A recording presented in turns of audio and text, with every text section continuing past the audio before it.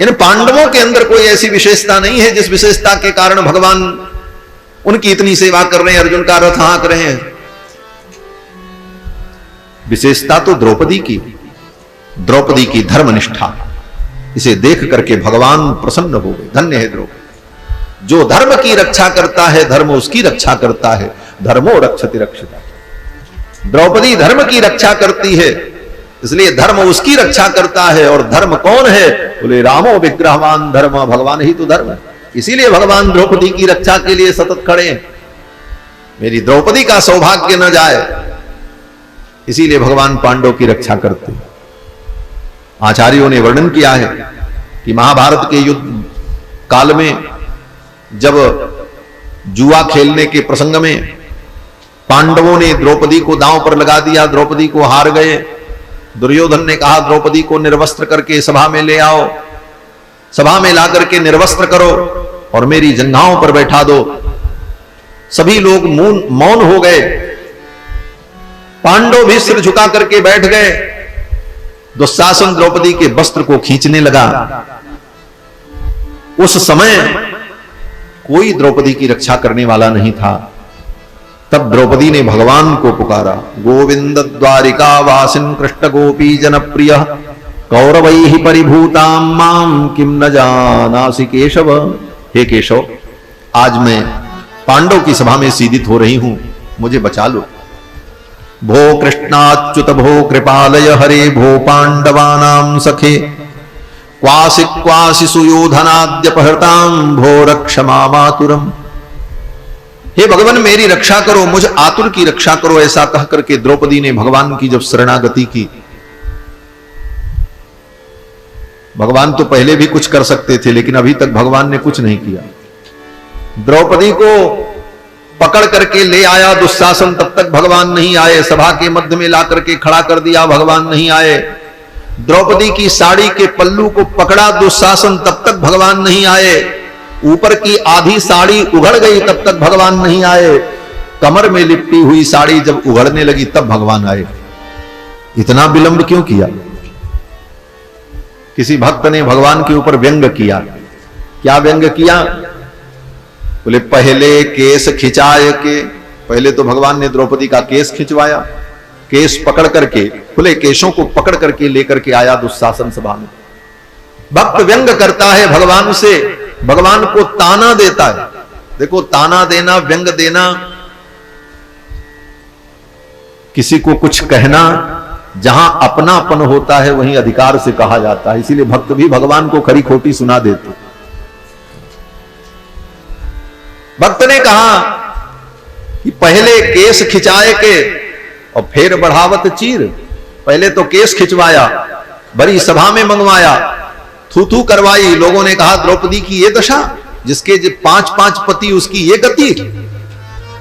और जब इतना हो गया तब आपने वस्त्र बढ़ाया।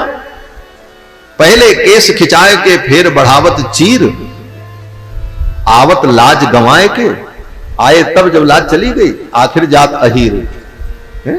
भक्तों ने कहा आखिर जात अहीर, कुछ तो होगा तुम्हारा धर्म। ये भक्तों का मनोविनोद है, भक्तों का व्यंग है भगवान के प्रति।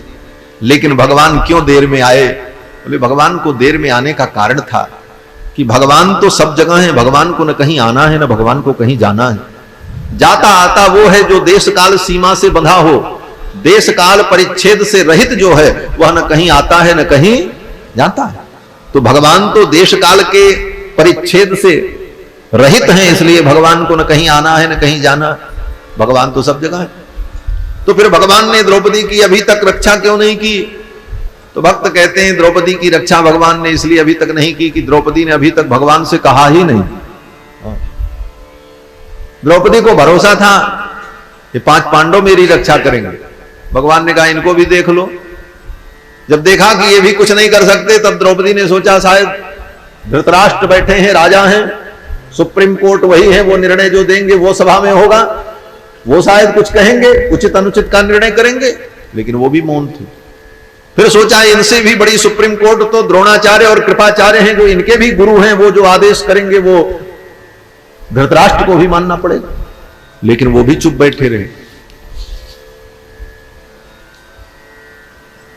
दुर्जन दुशासन दुकूल गयो दीनानाथ, दीन हो के द्रौपदी यों दुलारी यों पुकारी।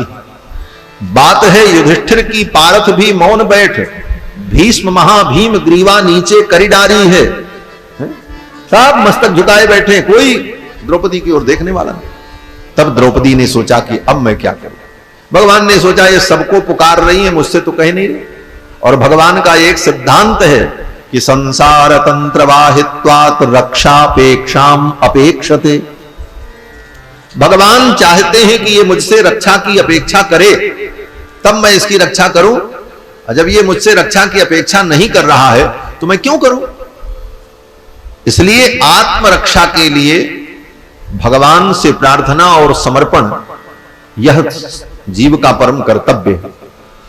और चीज के लिए नहीं, और कुछ मत मांगो भगवान से, लेकिन अपनी रक्षा के लिए और अपने कल्याण के लिए भगवान से प्रार्थना करना यह अनिवार्य है। गजेंद्र पानी में डूब रहा था, लड़ते लड़ते कितने दिन बीत गए, भगवान कहां आए। कब आए, बोले जब वो लड़ करके थक गया और जब भगवान को पुकारा तब भगवान आए। तब तक नहीं आए, पहले ही आ जाते। लेकिन भगवान का ये एक सिद्धांत है, उनकी एक व्यवस्था है कि जे जथा माम प्रपद्यन्ते तास तथैव भजाम्यहम्। जब कोई मुझे भजेगा तब मैं उसको भजूंगा, वो मुझे याद करेगा तो मैं उसको याद करूंगा, वो मुझसे रक्षा की अपेक्षा करेगा तो मैं उसकी रक्षा करूंगा। तब द्रौपदी ने देखा कि अब भगवान को ही पुकारे, और तब द्रौपदी ने भगवान को पुकारा, हे गोविंद कहां हो। भगवान आ गए और भरी सभा में ही भगवान ने द्रौपदी का वस्त्र बढ़ाया, कपड़े के रूप में ही भगवान आ गए। लेकिन इससे जुड़ी जो बात मैं कहना चाहता हूं कि द्वारका में भगवान बैठे थे, चौसर खेल रहे थे, रुक्मिणी जी बैठी थी। उसी समय द्रौपदी ने पुकारा यहां पर, और द्वारिका में बैठे बैठे ठाकुर जी ने सुन लिया, और ठाकुर जी ने आंख बंद करके कहा वर्धताम, धर्म को आदेश दिया बढ़ाओ, वस्त्र बढ़ाओ। रुक्मिणी जी ने सोचा ये वर्धताम कह रहे हैं, क्या मतलब है। रुक्मिणी जी ने कहा महाराज गोट तो बढ़ गई, अब कौन सी गोट बढ़ावें, क्योंकि खेल चल रहा था। भगवान ने कहा नहीं नहीं, गोट बढ़ाने के लिए मैंने नहीं कहा है। आज कौरव की सभा में द्रौपदी का वस्त्रापहार हो रहा, मैंने धर्म को आज्ञा दी है वस्त्र बढ़ाने के लिए। रुक्मिणी जी ने कहा महाराज जिसके 5-5 पति हैं उसके ऊपर ऐसी विपत्ति आई, वे 5 पति क्या कर रहे हैं। इतना सुनते ही भगवान को पांडवों के ऊपर क्रोध आ गया। असली अपराधी तो ये पांडव हैं, पहले इनको हम मारेंगे। भगवान ने अपने सुदर्शन चक्र का स्मरण किया और कहा चक्रराज जाओ, 5 पांडवों का मस्तक काट करके ले आओ। अभी तत्काल सुदर्शन चक्र चल पड़े। रुक्मिणी जी ने देखा, रुक्मिणी ने कहा सुदर्शन रुक जाओ। सुदर्शन रुक गए, मां रुक्मिणी की आज्ञा मान करके सुदर्शन चक्र राज रुक गए। भगवान ने कहा देवी आपने मेरी आज्ञा में अवरोध उत्पन्न किया, क्या कारण। रुक्मिणी जी ने कहा महाराज आप होश में तो हैं। भगवान ने कहा हां मैं होश में हूं। बोले आपने द्रौपदी के 5 पतियों को मारने के लिए सुदर्शन को आदेश दिया है। बोले हां दिया है। असली अपराधी वही हैं, वो कर क्या रहे हैं, ऐसा कुकृत्य वहां पर हो रहा और वो देख रहे हैं। उन्हें युद्ध करना चाहिए, लड़ाई करनी चाहिए, मारना चाहिए, द्रौपदी की रक्षा करनी चाहिए, और वो रक्षा करते करते अगर मर जाएं तो ये उनके लिए धर्म होता। और वो चुपचाप मौन बैठे हैं, इसलिए सर्वप्रथम तो अपराधी वो हैं। इतना सुनते ही द्रौपदी को रुक्मिणी ने कहा प्रभु मैं मानती हूं पांडव अपराधी हैं, लेकिन जिस द्रौपदी के लिए आप इतने व्यग्र हैं, जिस द्रौपदी पर कृपा करने के लिए आप इतने व्याकुल हैं, अगर वो 5 पांडव मर जाएंगे तो आपकी द्रौपदी विधवा हो जाए। जिस द्रौपदी को आप सुखी करना चाहते हैं आप स्वयं उस द्रौपदी को दुखी कर देंगे, उसको विधवा बना देंगे। और जब श्वेत वस्त्रों में आभूषण आभरण से रहित होकर के द्रौपदी आपके सम्मुख खड़ी होगी तो आप आंख नहीं मिला पाएंगे। जीवन भर आपको पश्चाताप होगा कि मैंने अपने हाथों से अपनी बहन को विधवा बना दिया। इसके बाद भी अगर आपको संतोष नहीं है तो ठीक है, हे सुदर्शन जाओ और पांचों पांडवों के मस्तक को काट करके ला करके इन्हें दे दो। भगवान चौंक गए और भगवान ने कहा, अरे सुदर्शन रुक जाओ, रुको रुको रुको। सुदर्शन को रोक दिया। भगवान तो उसी दिन पांडव को मार देते, लेकिन पांडव के प्राण की रक्षा की भगवान ने क्यों? बोले द्रौपदी मंगल सूत्रार्थम, द्रौपदी के मंगल सूत्र की रक्षा के लिए, कहीं द्रौपदी का सौभाग्य न चला जाए, इसलिए पांडव की रक्षा के लिए भगवान सब कुछ करते हैं, युद्ध में सहायता करते हैं, अर्जुन का रथ भी हाँकते हैं। पांडव में कोई विशेषता नहीं है, विशेषता तो द्रौपदी की है।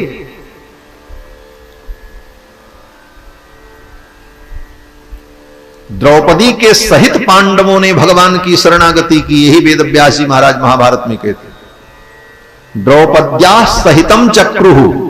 अकेले पांडव भगवान की शरणागति करते तो शायद पांडव की रक्षा भगवान न करते, लेकिन द्रौपदी को आगे करके पांडवों ने शरणागति की है, इसलिए द्रौपदी के संबंध से ही पांडव की शरणागति को भगवान ने स्वीकार किया। ये सब रहस्य है महाभारत। तो द्रौपद्या सहितम नमश्चक्रुहु जनार्दनम, वेद व्यास जी कहते हैं द्रौपदी के सहित पांडवों ने भगवान जनार्दन को प्रणाम करके शरणागति की। तो द्रौपदी का साथ होना यह पांडव की रक्षा का हेतु है, क्योंकि द्रौपदी में धर्म प्रतिष्ठित है। और फिर भगवान ने धर्म को आज्ञा दी, धर्म ने वस्त्र बढ़ाया महाराज, खूब वस्त्र बढ़ा। द्रौपदी की तो रक्षा हो गई, इतना वस्त्र बढ़ा कि महाराज कपड़े की ढेरी लग गई। भक्त कहते हैं कि द्रौपदी तो एक रंग की साड़ी पहनी हुई थी उस दिन, लेकिन जब साड़ी प्रकट होने लगी, दुशासन खींचने लगा, तो एक के बाद दूसरा रंग, दूसरे के बाद तीसरा रंग, रंग बिरंगी साड़ियां प्रकट होने लगी महाराज। ये रंग बिरंगी साड़ियां क्या हैं? बोले देखो, जो धर्म की रक्षा करता है, धर्म उसकी रक्षा करता है। और सनातन धर्म के जो विभिन्न रंग बिरंगे धर्म हैं, सनातन धर्म के रंग भी बड़े अद्भुत हैं हमारा। सनातन धर्म में जितनी क्रियाएं हैं, जो विधान है, वो सब रंग बिरंगे। क्या है? बोले पूजा करो, आरती करो, तीर्थ में जाओ, दान करो, व्रत करो। द्रौपदी ने वो सारे विभिन्न धर्मों का आचरण किया था। वे विभिन्न धर्म ही अलग अलग रंगों में वस्त्र बन करके मानो द्रौपदी की रक्षा के लिए प्रकट हो गए। और कितने रंग की साड़ियां प्रकट हुई।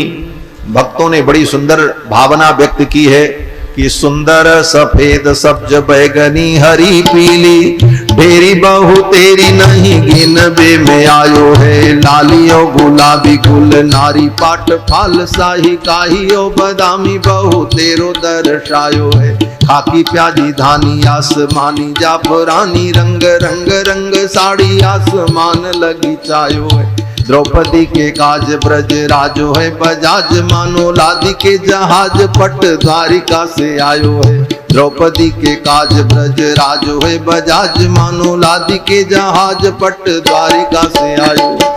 मानो द्वारिका से पूरी बजाजा बाजार लेकर के भगवान आ गए हों द्रौपदी की रक्षा के लिए।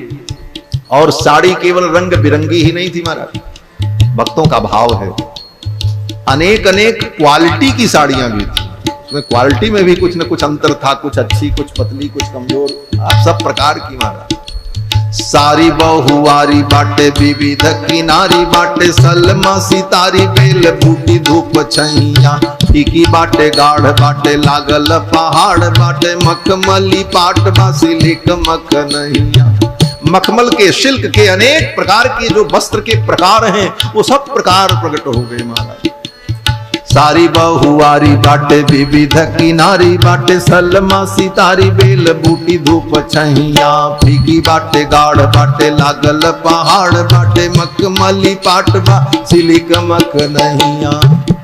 अब इस दृश्य को देख करके भक्त की उत्प्रेक्षा है कि इस घटना के दौरान अगर वहां पर वृंदावन अधीश्वरी नित्य निकुंजेश्वरी भगवती श्री राधा रानी अगर विद्यमान होती तो उनका क्या भाव होता, वो क्या कहती, इस दृश्य को देख करके राधा जी क्या सोचती। तो भक्त कल्पना करता है कि रधवाजू होत आज आगे ठाड़ी होई जात, पूछ लेत कान्हा ते पकड़ दोनों बहिया। राधा जी अगर होती तो आज हाथ पकड़ करके कन्हैया से पूछती कि मोरे आगे कमरी तू ओढ़ के चरौला, गाय कान्हा सारी पौला कहाँ रे समैया। राधा जी पूछ लेती कि हमारे सामने तू कामर ओढ़ करके गाय चराते थे, काली कामर ओढ़ करके, और तुम्हारे पास कपड़े नहीं थे, साड़ियां नहीं थी, इसलिए वस्त्र चुराते फिरते थे वृंदावन में। ब्रजे बसंतम नवनीत चौरम गोपांगना नाम च दुकूल चौरम, अनेक जन्मार्जित पाप चौरम, चौराग्रगण्यम पुरुषम नमामि। तो कहने का भाव कि वस्त्र की चोरी करने वाले, आज आपको इतना वस्त्र कहां मिल गया, ये पूछ लेते जरूर। तो कहने का भाव कि द्रौपदी के लिए भगवान ने वस्त्र का संवर्धन किया, मूल कारण यही था कि द्रौपदी की धर्मनिष्ठा ही भगवान को प्रिय थी। इसलिए भीम ने कहा मारो मारो, छोड़ना मत।